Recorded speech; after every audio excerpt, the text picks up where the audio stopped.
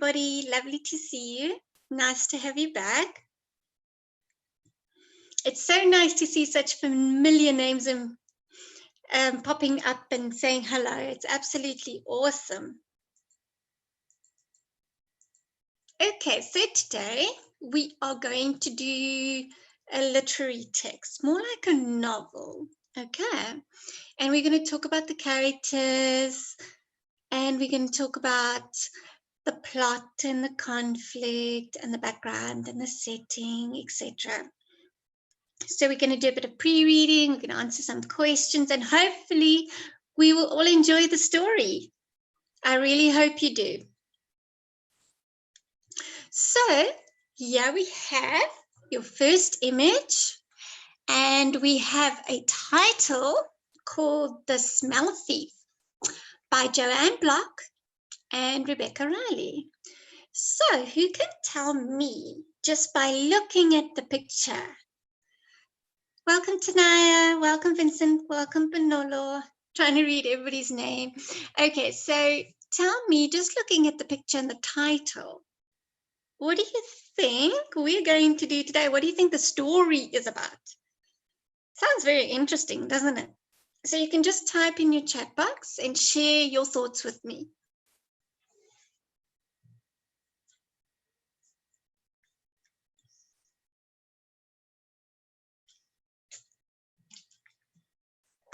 Okay, so the chef is smelling the lady. He can feel that someone is stealing. A smelly thief. Very interesting ideas we have here. Okay, you think it's about a chef who might be a thief?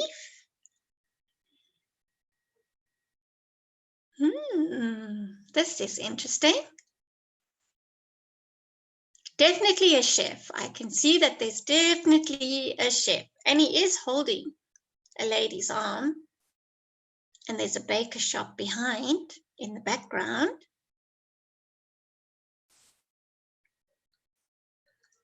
A chief that actually rhymes, a chief that smells the thieves. A chef can smell that the thief smells. Okay. Lots of bread, yeah, making us hungry now. He can smell someone selling his bread or stealing. He doesn't trust anyone. Yeah, he doesn't look like he has a very happy face on him, does he? Okay, stealing. Oh, I see what you mean. Maybe the lady stole something that the chef cooked. Could be. Huh. Shall we find out?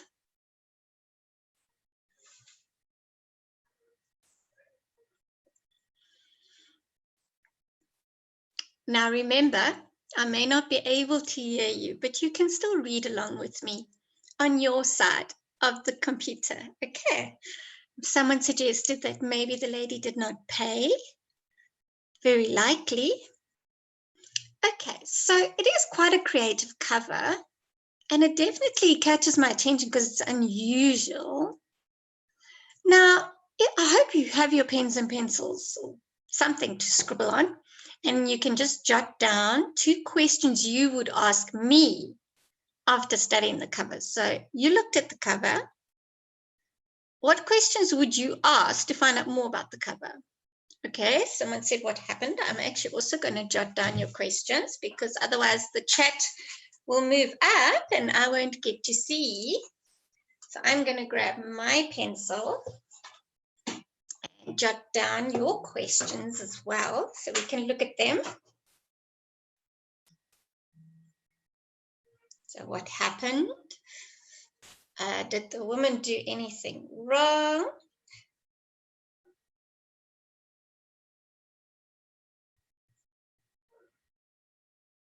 Okay, very good. So there we have 2 questions already. Okay, why is he holding the lady's arm? What did he steal?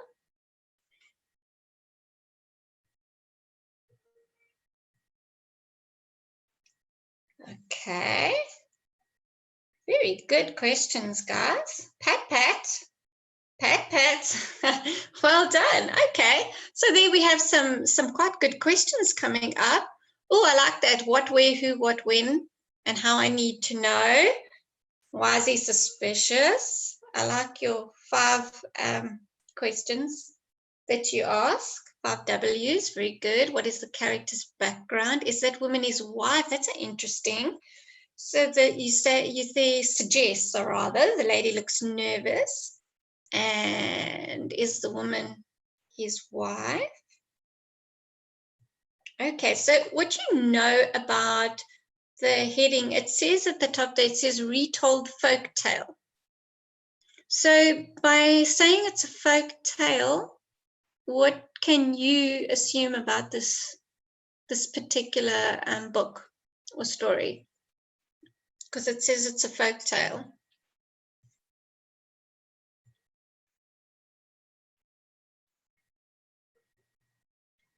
Okay, it isn't real.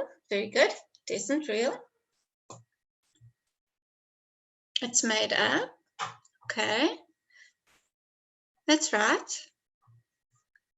And remember, the folk tales are often passed down to tell. Yes, that's it. It's told to children from parents, sometimes to scare them or to teach them something. Very good. That's very, very good. Okay, but this one, don't worry. This one's not scary. It's actually it's actually very interesting. Okay, so you have already done this, predicted from the picture. But what do you think the setting will be? Very good. From generation to generation. That's right. Moral stories. I really like your answers. Grade 7. Excellent. Very good. Well done. It's nice detail there as well. So if you had to look at the picture, where's the setting? In a village, okay. Bakery. Nice. In a bakery. Very good. Well, we can see that by, yes, outside a bakery, in a shop. So we can tell that because of the window and the shelving with the bread on it. In a village. Very good. Okay, so I think you all got it down pat on that one. Definitely. Oh, why Italian though? Why Italian? That's interesting.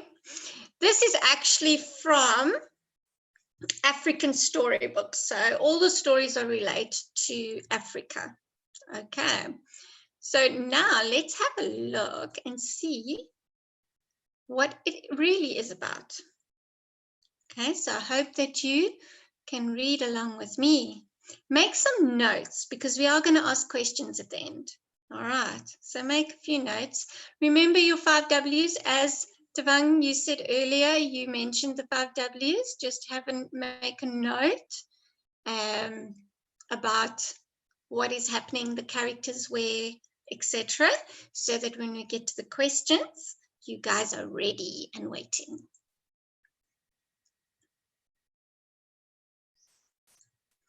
All right, so we're going to first read you have enough storage in your brain. Well, then I need your brain because I definitely don't have enough in mine. Right, so read the opening line of the novel and predict what type of story this will be. All right, so the first line is going to help you predict something that's going to happen later or during or in the story or type of story. Mr. Shabangu was the best baker in town. Every morning he woke up at 4 o'clock to mix and knead the dough for his famous buns and cakes and biscuits. So with that opening line, Mr. Shabangu was the best baker in town. What type of story will this be? Dig into your little brain there, into your storage there. See what you can find.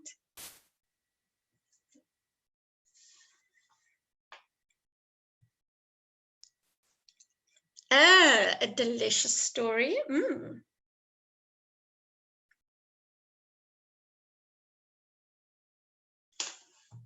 A cake thief. Okay. So how does Mr. Shabangu was the best baker in town help you predict that it's about a cake thief? I'm really curious, because you might be seeing from a perspective that I'm not seeing. So share that with me. Okay, famous story, an amazing baker. Good. All right. Okay, he's the best baker in town. So it's about someone who's the best baker in town. Oh, you can see all the ingredients. All right. So you're also looking at the image as well. That's very good because I've always told you to do that, right?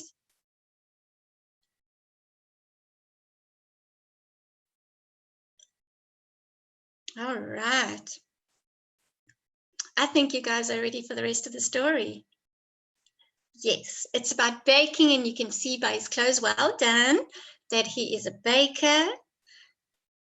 He's determined. You can even see, very good, he woke up early, and you can even look, the image matches the paragraph where it says 4 o'clock.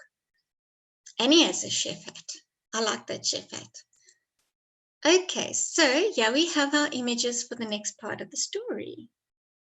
What do you think is happening in the second image, before I show you the actual part, the actual text? So what do you think is happening there? Yeah, he's famous. Okay, look at the, yes, there we go. We're looking at the second picture. There are people going to his bakery. There are people in line waiting for his goods. People are waiting to buy. It's a long queue. That's right. There we go. Amor, good. Everyone is smelling the good food. How do you know it's smelling? How do they carry across that there's a smell?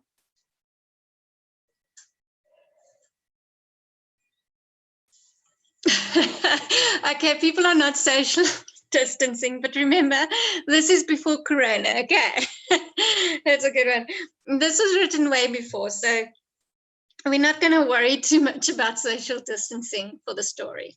Okay, we have to deal enough with that in the day. Right, so there are desserts on the window. People are coming to buy the delicacies. Ooh, nice word, delicacies. Very good. Yes, you can see the lines like they do in cartoons. It kind of looks like smoke or smell, and it's like a wriggly line where the smell is coming through. Well done. You notice there's a window open. Very good. That's good attention to detail there. Can you tell me, describe, it's okay if you're late. I'm so glad you're here. Can you tell me about one of the people in the image that you can clearly see how they feel about the baking and the smell and the goods? There's one particular drawing of an individual that really stands out. Okay, so there's a lady smiling. Yes, she's wearing a yellow bandana, or doek, as we say in South Africa, which I'm definitely going to be wearing when I go back to work because my hair is in a state. So a doek is the way to go. She is so ready to get in there, and she feels the need for treats. I like that. There is a lady who smells it. There's a lady with the orange top thing. Smiling. Yes, you can see the pleasure on her face. And even though it's not an extremely detailed and fancy drawing, you can actually see that on her face, she is really craving. You're right. She's really craving the smell. So let's find out what happens. Mr. Shabangu was the best baker in town. Every morning he woke up at 4 o'clock to mix and knead the dough for his famous buns, cakes, and biscuits.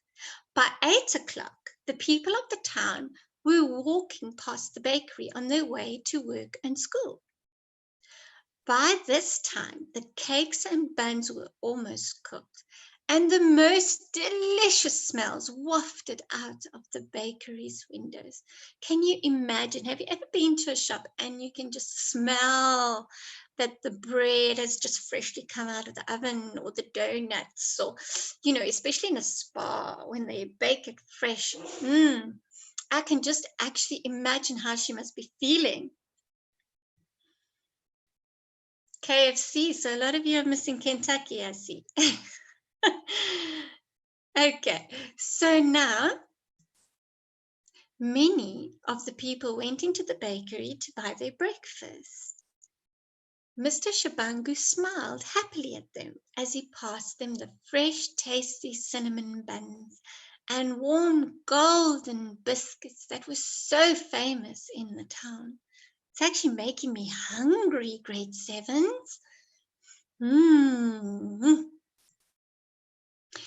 But, here comes the climax in the story. The plot, the change, where an event is going to happen. Possibly unexpected. But other people were not so lucky.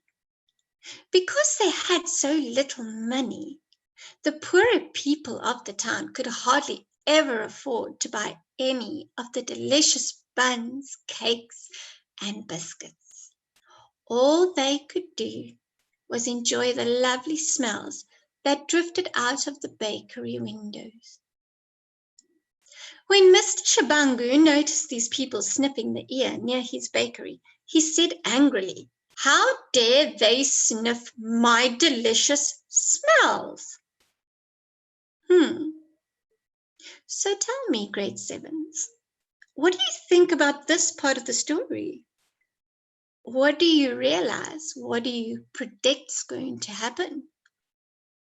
What is your opinion? Okay, so he's rude and he's not kind. Yeah, he definitely sounds like he's rude and getting angry. That's right. He might chase them away. He is not a kind-hearted man.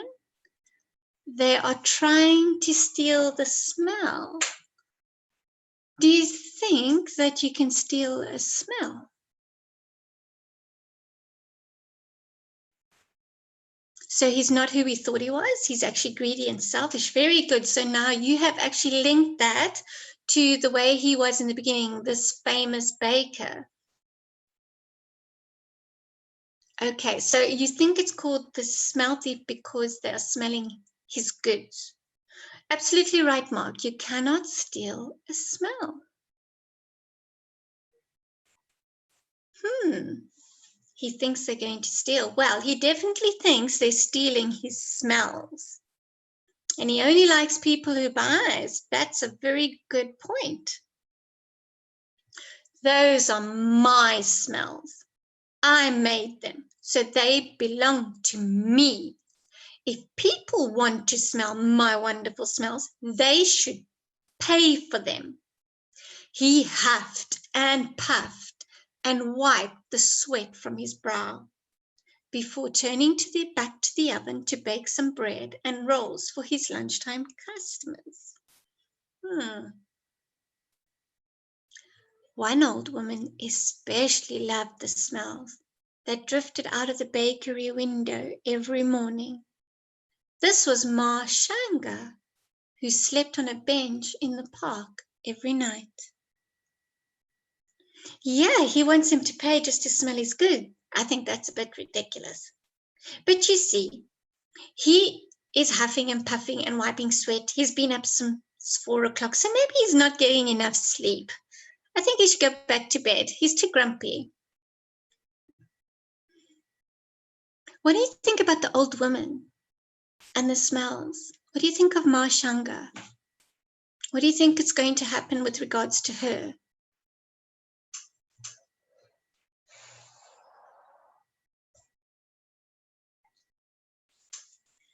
Okay, sometimes it can be a sickness. If he allows people to smell, he might get more customers. That's true. Very good. That is the woman on the cover of the story. Well done. He's going to ban her. She might ask for some treats and he could turn her down. Very possibly. She's going to steal one. Okay, maybe. If she's really hungry, why do you think she would steal? What do you know about her in this paragraph that could indicate that she might steal?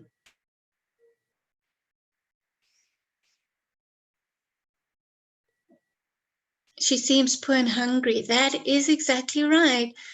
Yes, she's homeless and poor because she sleeps on a park bench. So she has no money. So it is possibly incentive to steal if you're really, really hungry and you can't afford such nice, delicious foods. And all you want to do is just taste it and fill your tummy. That would be understandable. She's not stealing because she's mean, but because she's hungry.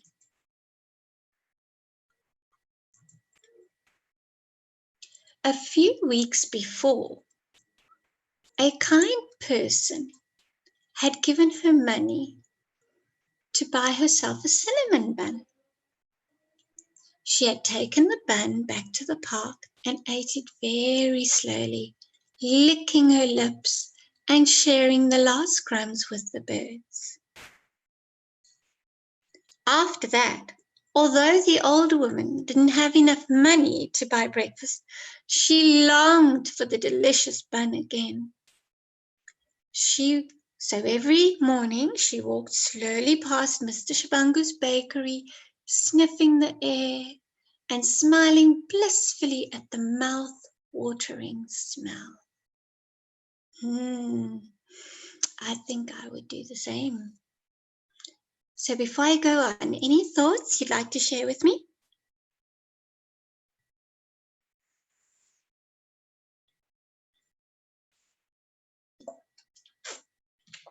Would I give her a free bun? Absolutely.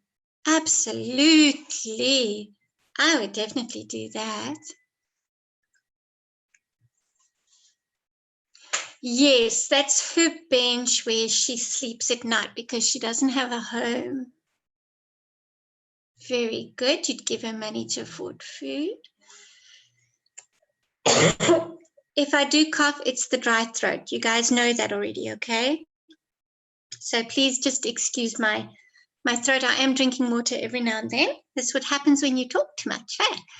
Okay, so when she was hungry, she shared her bun with the birds. She's caring. She likes animals.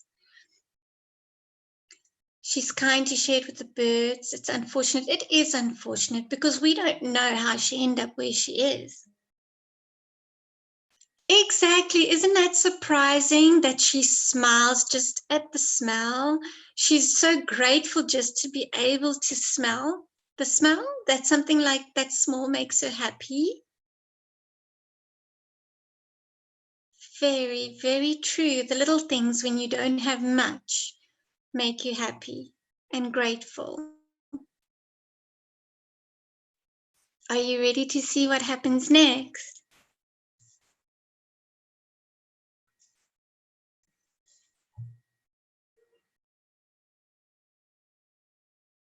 Okay, let's go. All right, here we go. Ma Shanga's new habit made the baker very angry. As each day went by, he grew angrier. Jessie, you just distracted me. You've really made me hungry now. She's eating a cinnamon bun. Oh my. Okay, let me focus. Ma Shanga's new habit made the baker very angry. As each day went by, he grew angrier and angrier with her. Finally, one winter morning, when he was in an especially bad mood, he stormed out of his bakery and grabbed the old woman by the arm. "How dare you steal my smells?" he shouted. "You're nothing but a smell thief." He wiped his hands on an apron, then pulled it off and threw it back into the bakery. You would like to give Mr. Shabangu a very strongly worded. I would do the same. So what do you think so far? Any thoughts before we go on? This is quite a turn of events.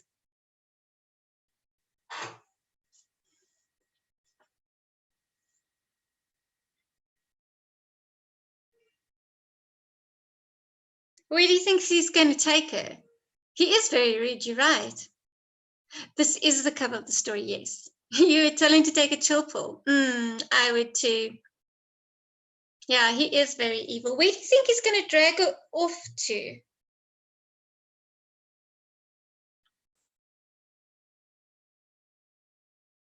Tell him to relax. Very good.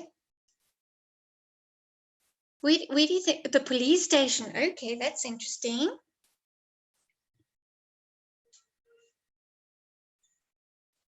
Slap him. Okay, so he doesn't want anyone passing his shop without buying. That's true. Shall we see where he gets dragged off to? Where she, the poor old lady, gets dragged off to? To the cops. Okay. Let's have a look. Ooh. This is the last day this cheeky woman steals my smells, he shouted. And with these words, he dragged Mashanga off to the court to see Judge Nguena. The judge was sitting down at his huge, shiny desk when the angry baker stormed in, dragging the quivering and confused Mashanga with him. So he dragged her off to a judge. What do you think the judge is going to do?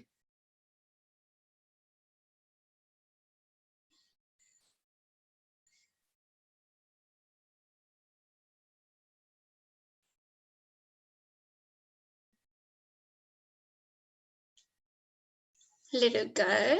Okay. Say you wasted my time. All right.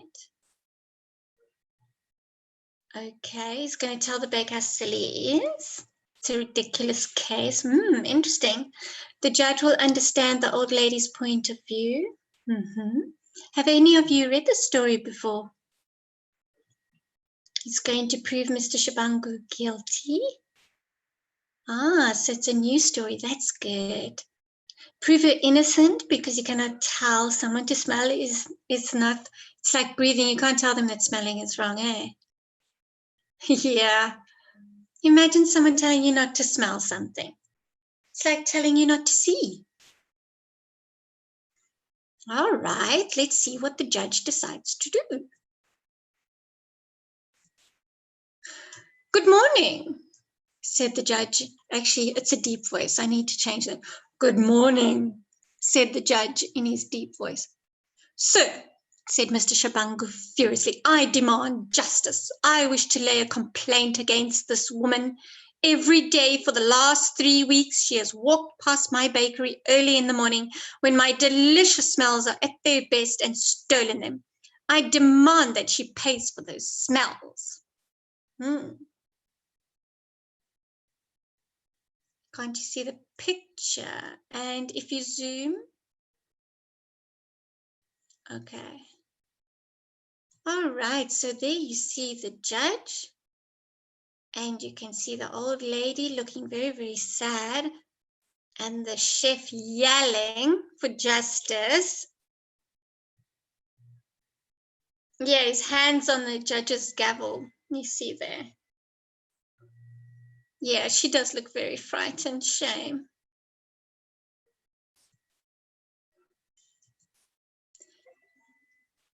The judge scratched his big, bald head for a moment. Then he cleared his throat. Fair enough, he said to the baker. Justice will be done.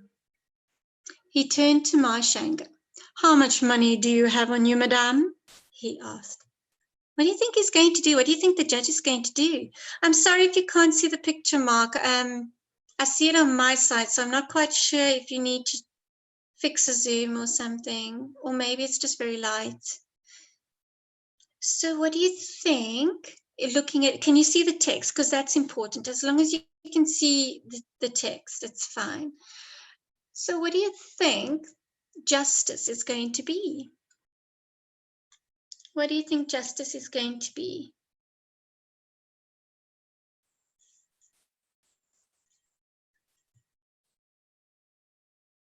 Tell him to give her the money? All of it? Okay. Do you think she has money?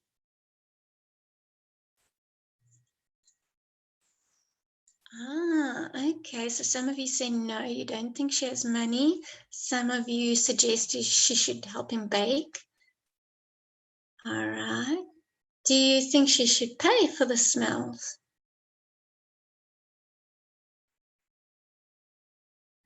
Oh, the judge is going to make the baker pay. That's an interesting perception or outlook of it. Very good. First ask how much she has. You're right, it is a mystery. Well, let's find out. Only 2 rands, stammered Marshanga. Well, said the judge, hand it to me, please. Meekly, Marshanga reached into the pocket of her tatty old cardigan and pulled out 2 1-rand coins. She handed them to the judge. He took them, thanking her politely. This is interesting. Now, what do you notice about Marshanga's character and the baker? A cardigan is a jersey. You know, those thin, light jerseys you wear over a summer dress. They're not very thick, they're very light, little buttons on the front.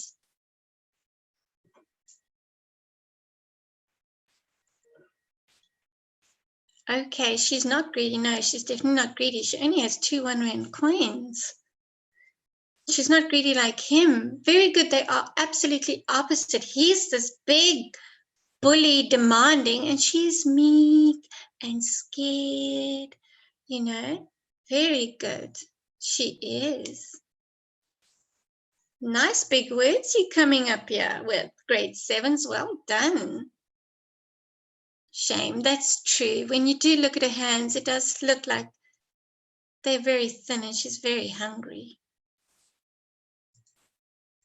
Then he took the coins into his big fist so that they made a clinking sound. So now you have the judge has the 2-rand coins in his hand and he's making, like, you know, when money hits together, that clinking sound.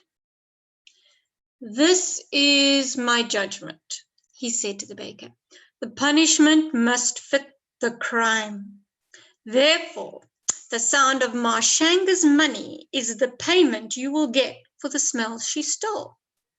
And now I wish you a good day. Then the baker looked thoughtful. Then, realizing how unreasonable he had been, he turned slowly and walked out of the room. Isn't that interesting? So, what was the payment for the smells? Was it the actual money or what was it?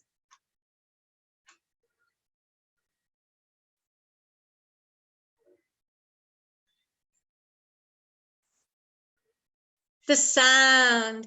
Well, if you think about it, it's absolutely quite clever because, you know, your senses, smell, touch, hear, see, those are your different, and taste are your different senses. So in return for a smell, you pay with the sound. It's quite clever, actually. Very good. Do you think the judge made a good judgment call? Very good. They're using sense. They're also using common sense. Hey, well done. Okay, so you reckon that the judge made a very good judgment. How do you think this story is going to end? Sense for sense. I like that one. It's like a pun. That makes sense. Oh, you guys are on a roll. Okay, so how do you think it's going to end? I like your pun. It's very good. That makes sense. How do you think it's going to end?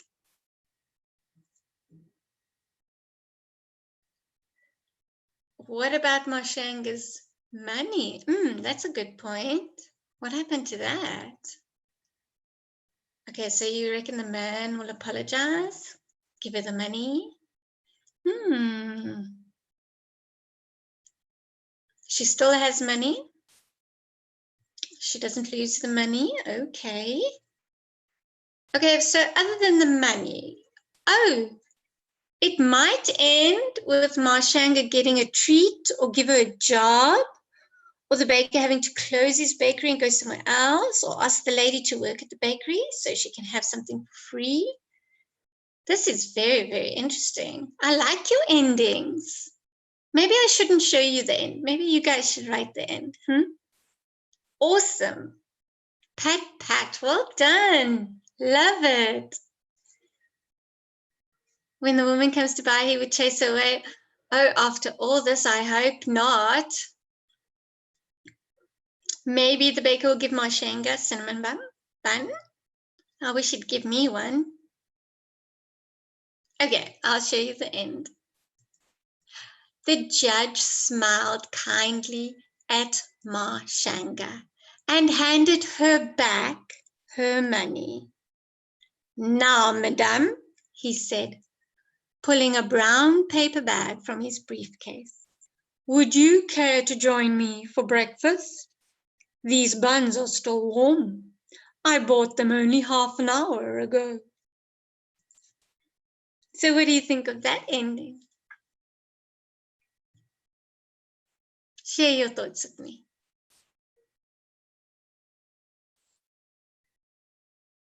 It's kind. Do you think the judge was a kind man? Generous? Did you like the story, guys? Is the judge your new favorite character? Delicious ending. Excellent. Oh, I'm so glad. All right, so let's see. The judge is stupendous. I think so too. He's a pretty cool judge. Oh, someone gave lots of stars there. All right, so let's see. We go into the comprehension part of the play. So what I've done is I've taken the story and I've just put it, the same story, just put it together a bit closer so you could find the answers. So now we're going to answer. This is the comprehensive part. So we're going to answer the questions now. All right, so identify the characters in the story. So who are the characters? Now, if you were doing this for homework or for a task or at school, my suggestion would be that you read through all the questions first, then you quickly skim the story to see if you can make out some of the answers. Then you actually read the story, read the questions, and when you read the questions a second time, you go back to the story and you circle your answers and you put the number that it's answering, the number of the question that it's answering. Okay, so the characters I have Mr. Shabangu, and the judge, and Shangi. I can't say it now all of a sudden. Marshenga. Okay, very good. So there's only 3 characters in the story. Where do you think the story took place? Where did the story take place? So remember, your first few questions was always mostly who, what, where. In a village? Yes, it's always good to read the questions first and then the story. I agree with your teacher. So the bakery in town. Okay, the bakery and the court. Good. The bakery and the courtroom. That's a full answer. At a bakery and a court in a South African village. Very nice answer. Well done. Capital letters and everything. Nicely done. Pat. Okay, so let's go to number 3. As you all know that one. Why were some people considered lucky and others not? So why were some people considered lucky and others not?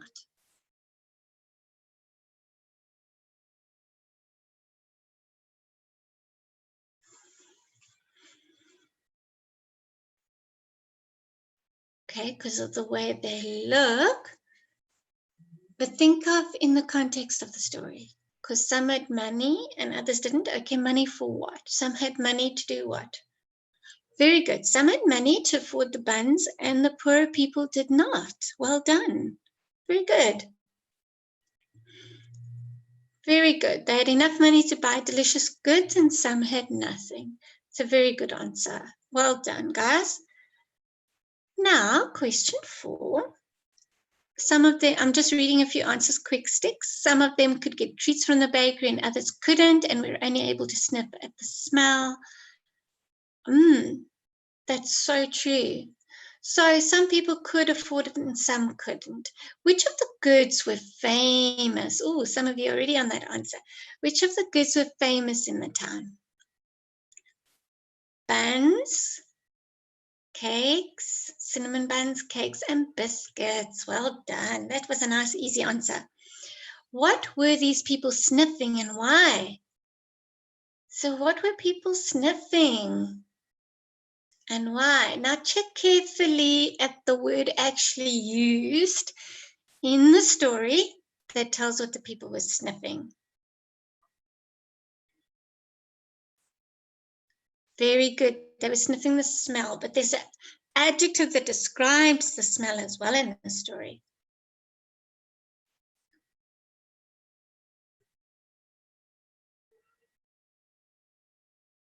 Okay, so very good. They were sniffing the delicious buns, cakes, and biscuit smells. Very good. They were sniffing the smells.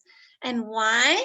Some of you said because it smelled delicious and the smell was wafting through the air. It's very, very hard to walk past a bakery and not smell. I mean, you can't decide not to smell something or decide to smell.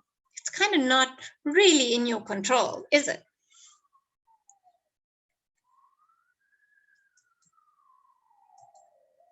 Okay, so now we get to the second part of the story. All right. Now, question 6, can you own a smell? No, you cannot own a smell. Why did the baker feel that he owned the smell? So why did he in particular feel that he owned the smells? Why did he think so?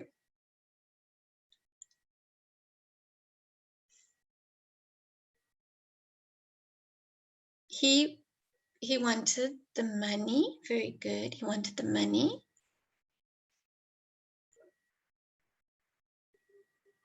Because he baked the goods. He was up. Remember in the beginning of the story, it told you what time he got up, how long he baked for. It told you how he was physically feeling as well. So he felt that he put in all that effort and he worked so hard to produce these delicious goods that they wouldn't smell so good if he hadn't baked them so well. So he felt that he owned the smells as well. Okay, so we have a minute left. So I'm going to love and leave you. You're welcome to answer these questions in your own time. We do have the PowerPoint up so that you can go look at the rest of the questions and you can answer and you can send me your answers and I'll send you a response. Okay. If we get time, we might go over it tomorrow, all right, and see if you got some of the answers before we carry on with our writing lesson. Apologies. Thanks so much for coming today. Bye, guys.